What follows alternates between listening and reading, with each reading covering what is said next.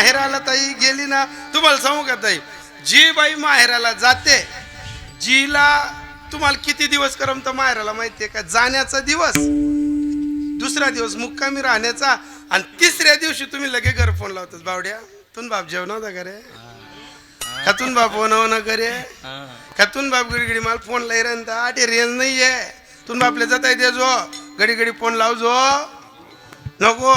ओ तिसऱ्या दिवशी तुमचं चित्त लगेच कुठं वाट पाहत, बाई मला घरी उबगले संसारी न बाई मी जाते ना, मला माहेरी करमे ना, मला सासरी रावे ना, अन उबगले संसारी बाई, उबगले संसारी बाई जाते ना. तिसऱ्या दिवशी जी बाई माहेराची वाट काढते ना, माहेरातनं सासरी जाते ना ताई, हो तिसऱ्या दिवशी जी बाई आपल्या घरी जाते तिला कानबाई म्हणतात. तिला काय म्हणतात? तिला कानबाई म्हणतात. आणि जी कुल्लाया बी करायनी, जी बिबड्या बी करायनी, हो शिया बी करायनी, ती बहीण कानबाई नाही, ती कानबाईनी बहीण रानबाई हो, ती बहीण कानबाई नाही. एक लक्षात ठेवा, 20 दिवसापासून ज्या माहेराची वाट पाहत होतात त्या माहेराला तुम्ही तिसऱ्या दिवशी तुमच्या चित्तातनं काढतात. अरे ही संसाराची दखल होती, पण रात्रंदिवस ज्यानं कृष्णाला पाहिलं त्या गोपी सांगत होत्या, एकदा का तुझं नाव घेतलं का कशी जाऊ घरी, आता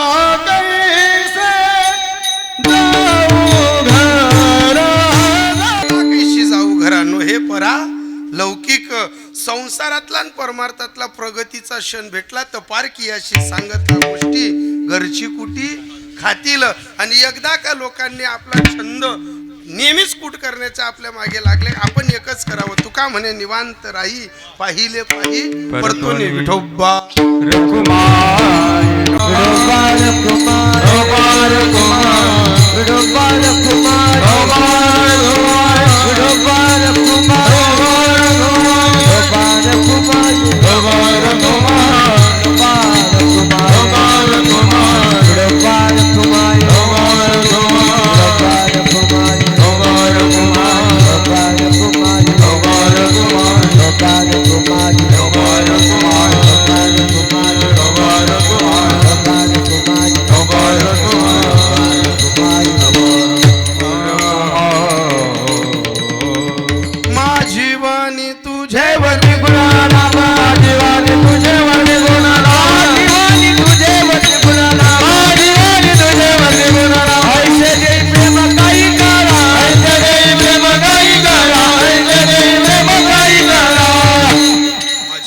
तुझे वर्णी गुणनाम ऐसे देही प्रेम काही कडा.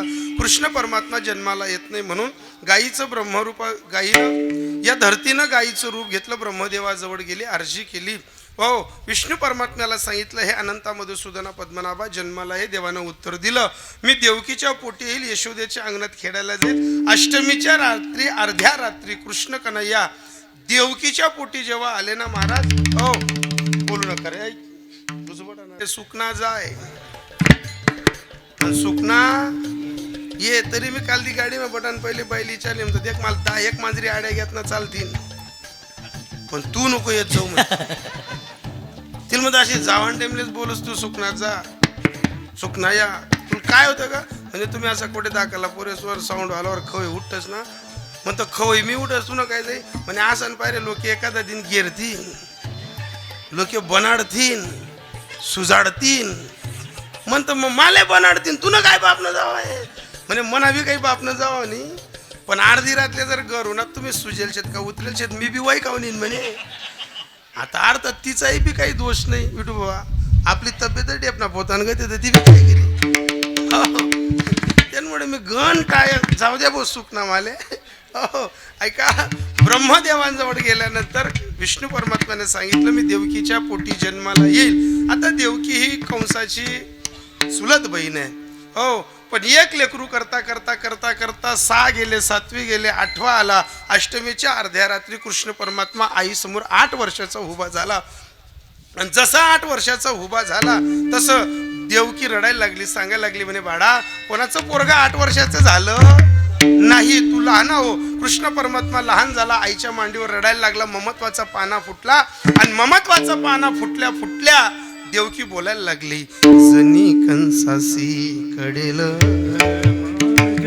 माझ्या बाळाला माझे लपवा लपवा जग जेठी लपवा लपवा जग. हो, आकाशवाणी झाली नंदाच्या घरा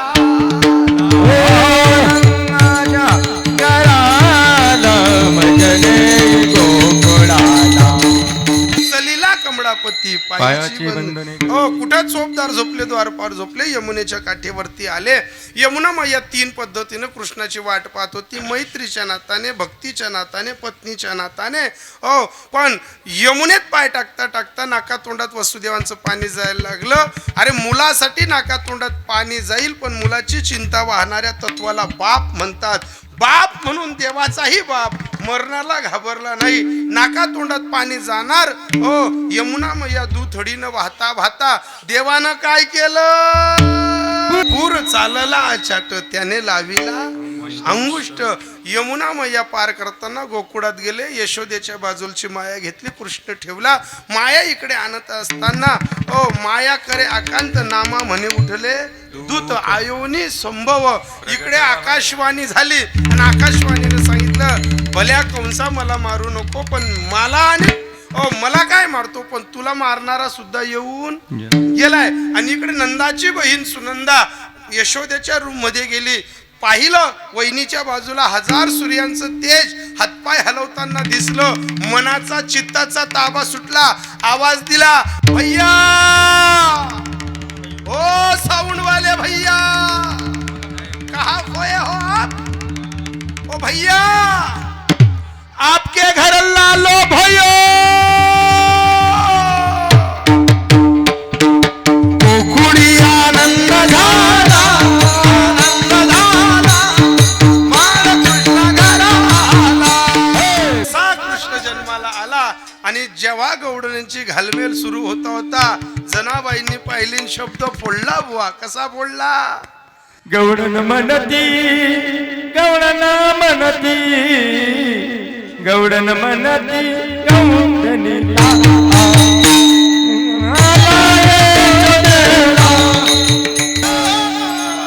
टाळी वाजा बुवा, टाळी वाजा. गवडन म्हण सुंदर ते ध्यान. तिसरीनं पाहिलं बुवा, पाहिल्या पाहिल्या बोलली ती, पाहिला पाहिला पाहिला पाहिला नंदाचा नंदन. चौथ्या गवडीनं पाहिलं महाराज सावडा देखियला नंदाचा. 5वीनं पाहिलं याती कुड माझे, याती कुड माझे केले साखर मथुरेत गेली, ती कडू लागली. तिथं पुतनानं विडा उचलला. पुतना कशी आली?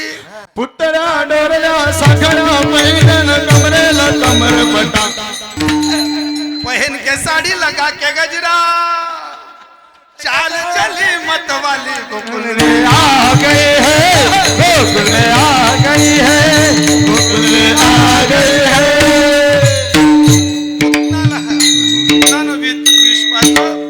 विषय संपला. सायुज्यत नावाची मुक्ती दिली.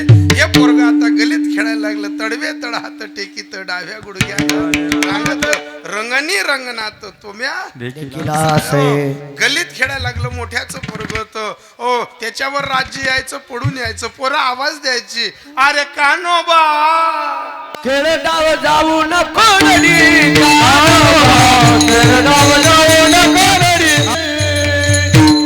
घडी आला तिकून डाव दिला झोकून, गेला गुडघ्या वाकून, गेला गुडघ्या वाकून. किती करशील रे घोडी, किती करशील रे